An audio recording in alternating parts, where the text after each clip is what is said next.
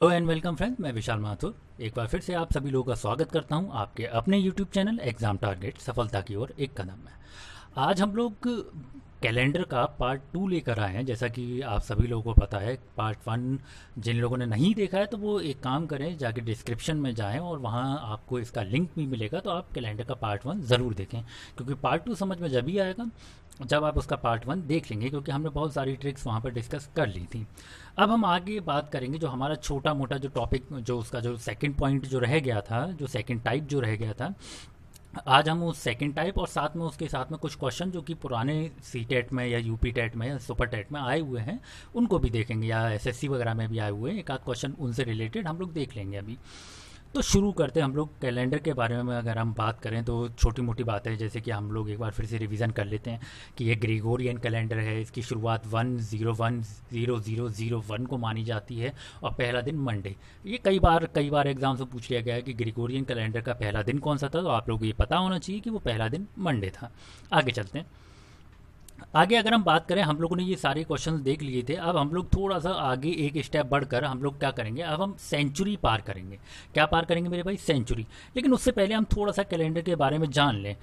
देखिएगा, अगर मैं बात करूं आपसे, अगर मैं एक चीज़ पूछूं कि मुझे ये बताइए कि कैलेंडर के अंदर आप किसी भी ईयर को देखकर कैसे बताएंगे कि वो लीप ईयर है या नहीं है। तो पुरानी वीडियो में हमने ये चीज़ देख लिया था, हम बहुत अच्छे से जानते हैं कि हम अगर 4 से डिवाइड करेंगे तो अगर वो 4 से डिविजिबल हो जाता है तो यानी कि वो लीप ईयर है।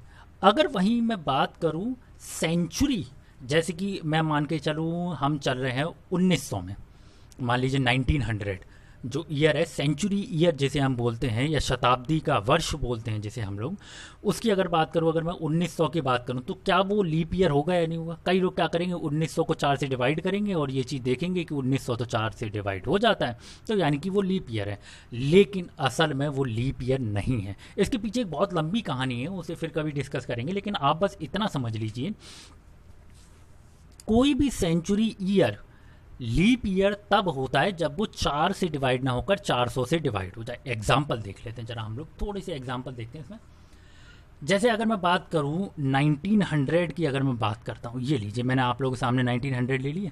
अगर ये 400 से डिवाइड हो जाता है अच्छे से, यानी कि अच्छे से मतलब वही डिवाइड हो जाता है पूरी तरीके से, तो यानी कि ये लीप ईयर होगा। तो क्या 400 के टेबल में क्या 1900 आएगा? बिल्कुल नहीं आएगा।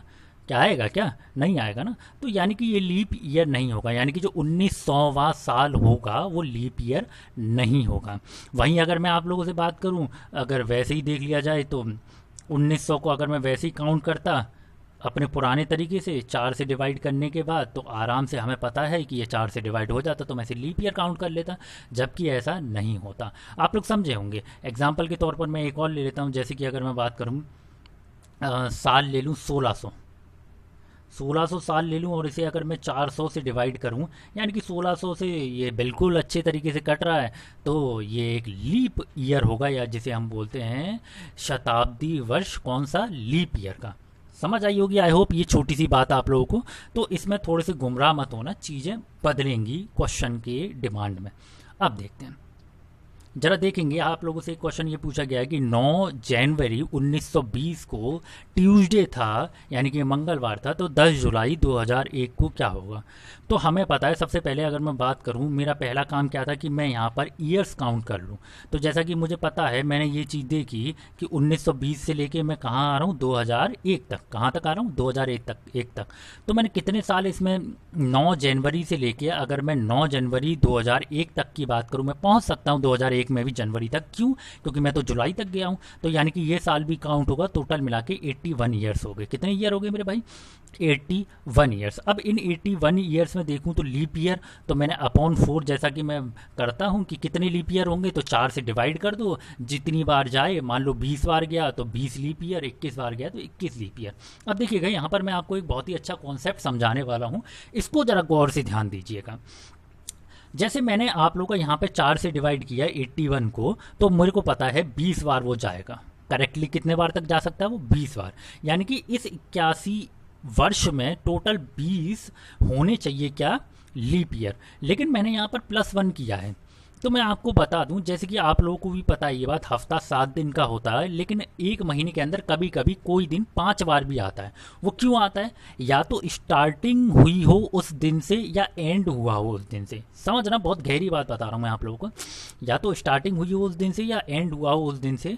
यही कारण है कि उसमें एक दिन वो वाला वो बढ़ जाता है। वैसे अगर देखेंगे तो सप्ताह में अमूमन जितने भी दिन होते हैं वो 4 ही बार आते हैं, या अगर मैं बात करूं कभी कभी संडे 5 बार भी आते हैं। क्यों? क्योंकि शुरुआत का पहला या दूसरे दिन संडे होता है, तो इसके जो वो होते हैं चांसेस हो जाते हैं 5 बार आने के, वो बढ़ जाते हैं। तो यही देखिएगा, यहाँ पर भी आप देखेंगे 1920 कैसा है, लीप वर्ष है। कैसा है? लीप वर्ष। क्यों? क्योंकि मैंने अभी जनवरी में हूँ, अभी मेरे को फेब क्रॉस करना है, तो यानी कि एक लीप वर्ष, इसकी शुरुआत कहाँ से हो रही है, हम काउंटिंग कहाँ से कर रहे हैं, शुरुआत लीप वर्ष से हो रही है, तो एक मैं यहाँ पर ऐड कर दूंगा।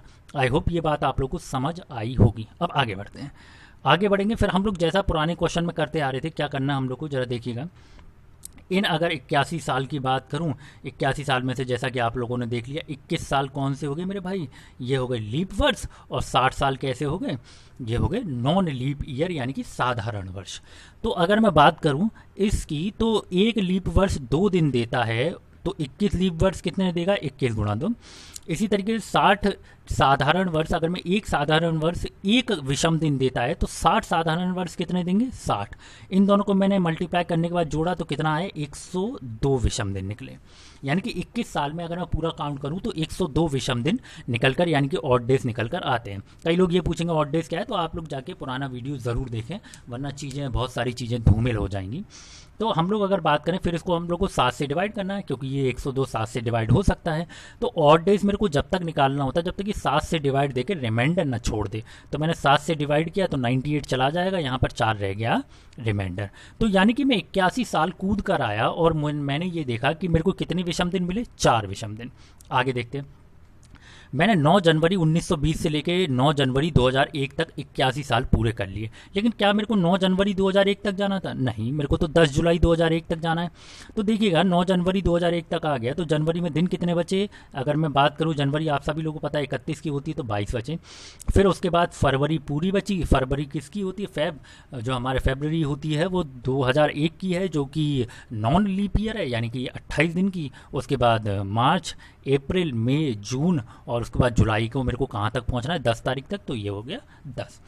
तो अब मेरे को क्या करना होगा, 7 से इसे काटूंगा तो देखिए 22 को काटा 1 रिमाइंडर बचा, 28 को काटा 7 से तो 0 रिमाइंडर बचा, 31 को काटा तो 3 रिमाइंडर बचा, 30 को काटा तो 2, फिर 3, फिर 2, इसी तरीके से 10 को काटा 7 से अगर मैं डिवाइड करूंगा तो 3 रिमाइंडर बचेगा। तो अगर मैं बात करूं ऊपर एक बार काउंट करूं, 3 और 2 कितना 5, 5 और 3 8, 9 10, 10 और 3 13 और 1 14। अगर मैं बात करूं कितने आ रहे हैं मेरे भाई, 14। 14 को फिर से मैंने 7 से डिवाइड करूंगा, क्योंकि ये डिवाइड हो सकता है। तो देखिए 14 7 से बिल्कुल डिविजिबल हो जाएगा, तो टोटल विषम दिन यहाँ पर कितने निकल के आए, 0। तो अगर मैं बात करूं, देखिएगा 4 पहले के विषम दिन मेरे ये रहे और 0 ये रहे, यानी कि टोटल 4 विषम दिन मेरे पास निकल के आए। यानी कि मैंने देखा साल में मैं आगे जा रहा हूँ, तो ट्यूसडे में मैंने 4 प्लस किया, तो ट्यूसडे के बाद Wednesday, Thursday, Friday and Saturday, यानी कि मेरा आंसर क्या होना चाहिए मेरे भाई, सैटरडे। आई होप ये चीज़ आप लोगों को समझ आई होगी। इसके बाद नेक्स्ट क्वेश्चन भी बिल्कुल इसी की तरह है, देखिएगा आप लोग। इसमें हल्का सा चेंज किया है मैंने, जैसा कि आप लोगों के सामने दिखाई भी दे रहा होगा। 1882 से लेके 1902। अब सबसे पहली बात मैंने क्या किया, मैंने शताब्दी क्रॉस की है, और यही मेरा तीसरा टॉपिक भी था कि मैं शताब्दी क्रॉस करूंगा और जो है क्वेश्चन इसको देखेंगे। अब जरा इधर मैं देखूंगा, आप लोगों के सामने ये क्वेश्चन दिखाई दे रहा होगा। दिन अगर मैं ईयर देखूं तो कितने यहाँ पर, टोटल 20 ईयर, बिल्कुल सही बात है। फिर मुझे क्या करना होता है, 4 से डिवाइड करके ये देखना होता है कि इसमें कितने लीप ईयर है। तो 4 से मैंने डिवाइड किया 20 को, तो जाहिर सी बात है 5 आ गया।